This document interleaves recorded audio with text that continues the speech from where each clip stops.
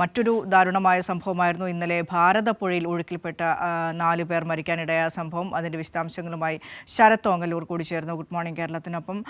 ശരത്ത്, നമ്മൾ എറണാകുളത്തെ ആ കൊലപാതക വാർത്തകളെക്കുറിച്ച് സംസാരിച്ചു കൊണ്ടിരിക്കുകയായിരുന്നു. അത്രയേറെ സങ്കടം ഉണ്ടാക്കുന്ന മറ്റൊരു വാർത്ത തന്നെയാണ് ഇന്നലെ ഭാരതപ്പുഴയിൽ ഒരു കുടുംബത്തിലെ 4 പേർ മുങ്ങി മരിക്കാനിടയായത്. ഇന്ന് അവരുടെ പോസ്റ്റ്മോർട്ടം നടപടികളും കൂടെ നടക്കുന്നുണ്ടല്ലേ? വിനിഷ, ഇന്നലെ ഭാരതപ്പുഴയിൽ ഒഴുക്കിപ്പെട്ട 4 പേരുടെയും പോസ്റ്റ്മോർട്ടം നടപടികൾ ഇന്ന് തൃശൂർ മെഡിക്കൽ കോളേജിൽ വെച്ച് നടക്കും.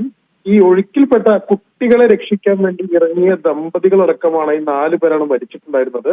ഇതില് പോസ്റ്റ്മോർട്ടം നടപടികൾക്ക് ശേഷം 12 വയസ്സുള്ള ഫുവാദ്, അതായത് ഈ ഷാഹിനയുടെ സഹോദരിയുടെ മകനായിട്ടുള്ള ഫുവാദിന്റെ സംസ്കാരം ഇന്ന് വൈകിട്ട് 4 മണിയോട് കൂടിയിട്ട് ചേലക്കര മേപ്പാടം ജുമാ മസ്ജിദ് ഖബർസ്ഥാനിൽ നടക്കും.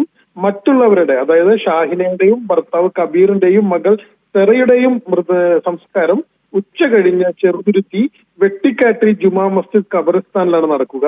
ഈ ചെറുതുരുത്തി സ്വദേശികളാണ് ഈ മരിച്ച 4 പേരും.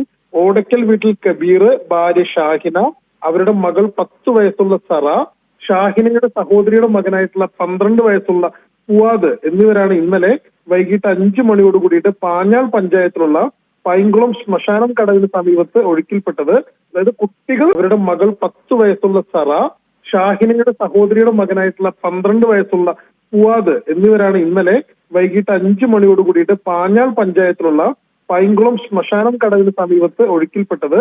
അതായത് കുട്ടികൾ ഈ ഒഴുക്കിലേക്ക് വീണ സാഹചര്യത്തിൽ അവരെ രക്ഷിക്കാൻ ഇറങ്ങിയതായിരുന്നു ഈ മറ്റു 2 പേരും. ഈ 4 പേർക്കും നീന്തൽ അറിയില്ല എന്നുള്ളത് ഈ അപകടത്തിന്റെ വ്യാപ്തി വർദ്ധിപ്പിച്ചു. ഈ ഒഴുക്കിൽപ്പെട്ട കുട്ടികളെ തുടർന്ന് ഫയർഫോഴ്സും നാട്ടുകാരും പോലീസും ചേർന്നായിരുന്നു രക്ഷാപ്രവർത്തനം ഏകോപിപ്പിച്ചിരുന്നത്. ആദ്യം ഷാഹിനയെ നാട്ടുകാർ കണ്ടെത്തി വെള്ളത്തിൽ നിന്ന്. ഷാഹിനയെ കണ്ടെത്തുമ്പോൾ ഷാഹിനയിൽ ജീവൻ നിലനിൽക്കുന്നുണ്ടായിരുന്നു. ഷാഹിനയെ അടുത്തുള്ള ചേലക്കരയുള്ള സ്വകാര്യ ആശുപത്രിയിൽ എത്തിച്ചെങ്കിലും രക്ഷിക്കാനായില്ല. അതിനുശേഷം ഫുവാദിന്റെ മൃതദേഹമാണ് കണ്ടെത്തിയത്. പിന്നീട് കബീറിന്റെ മൃതദേഹം കണ്ടെത്തി. വൈകിട്ട് 8:45 കൂടിയിട്ടായിരുന്നു സറയുടെ മൃതദേഹം, അതായത് 10 വയസ്സുള്ള കബീറിന്റെയും ഷാഹിനയുടെയും മകളായിട്ടുള്ള സറയുടെ മൃതദേഹം കണ്ടെത്തിയത്.